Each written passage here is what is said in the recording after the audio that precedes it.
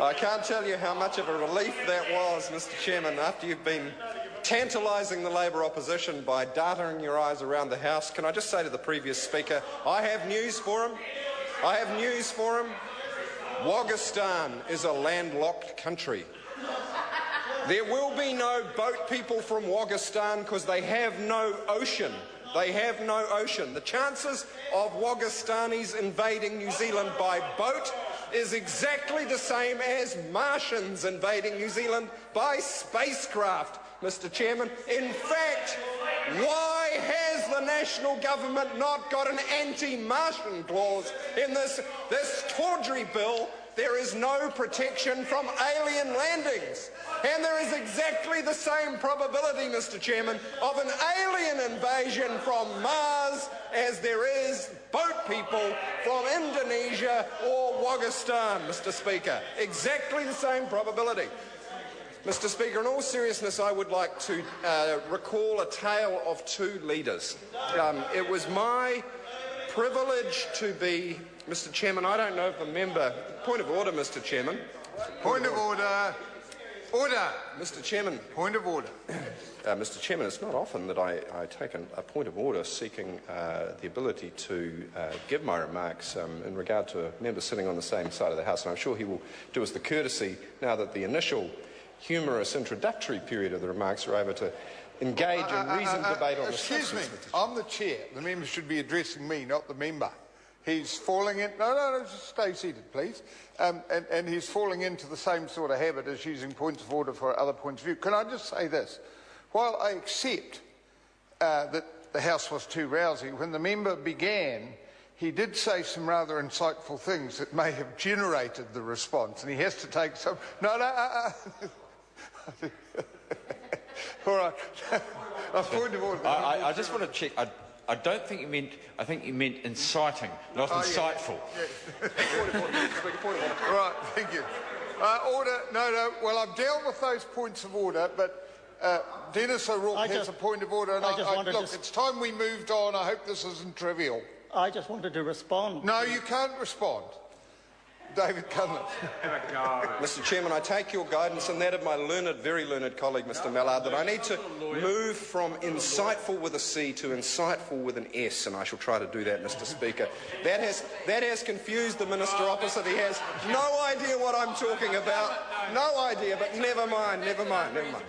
Mr Speaker, two leaders. It was my privilege to be present at a public meeting in my electorate with the Right Honourable Helen Clark when her phone rang and she was advised about the temper. The temper.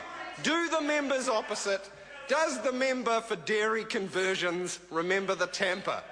Because that was a true test of leadership, where New Zealand said, here is a desperate situation where human beings are at mortal peril. We will take 150 of those boat people. And it was recently a privilege to know that they've had a celebration for those Tampa refugees, and that so many of them have gone on to tertiary education, to very gainful employment, have become really, really valuable members of our society. And at roughly the same time, John Howard played the boat people card in his last, and it has to be successful, re-election campaign, where he used footage gained by the Australian Defence Force and intelligence services to scaremonger about the yellow peril crossing the straits into Australia. And it seemed that he was submerging the dangers to human life to the need for crass partisan politics and playing, if not the race card, playing the invasion card to frighten his people into Conservative voting. And I have to say it is straight out of the Crosby-Textor playbook. If you can't convince people about your economic policies, if you want them to ignore the true effect of your social policies, you'll need an external enemy. And if there isn't a real one out there, create one. I know we're going to create the bogey of thousands of Asian boat people. Why is Melissa Lee supporting this anti-Asian legislation? Why is she doing that? Why is Kanwal Bakshi supporting this anti-Asian legislation? Point of order, Melissa Lee. comment is very, very offensive, and I take offence at that because it is not the Asian people who are in fact the boat people who actually turn up on New Zealand shores. And his comment saying yellow peril, very offensive. Order. I actually do think that comment had a bit of innuendo that wasn't. I asked the member to withdraw it. It's not, no, just withdraw. Yep. Point of order, Mr. Speaker. That is a matter of debate, Mr. Speaker. No, it is a matter of debate, and not of order. No, some aspersions were cast that could be offensive. Mr. Speaker, speaking to the point of order. No, I just want the member to withdraw and then we'll continue. Just withdraw the comment. That's all that's required. Mr. Speaker, I certainly withdraw any inference that the comment may have been in any way calling the member's intentions into doubt. But the point is actually beyond debate that the nearest landmass to Australasia is Asia. And it is from the countries of Asia that Mr. Howard and Mr. Key have painted the threat as emerging. That is actually incontrovertible. And so, Mr. Speaker, if this House or anybody listening has a problem with the use of the word Asia in that context, there is one person to be blamed, and is Jonathan Slippery Key.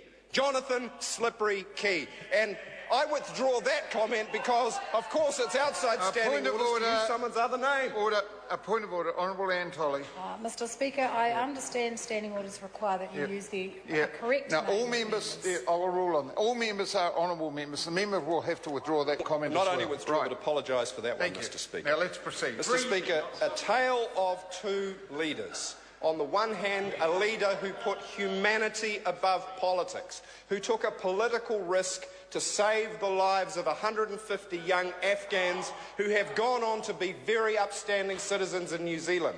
And on the other hand, in Mr. Key and in Mr. Howard, right-wing politicians who are willing to sacrifice goodness and decency for populist right-wing political ends. And if New Zealanders can't see what is going on with this shoddy, awful, draconian, right-wing, anti-liberty piece of legislation, then they need to wake up, Mr. Speaker.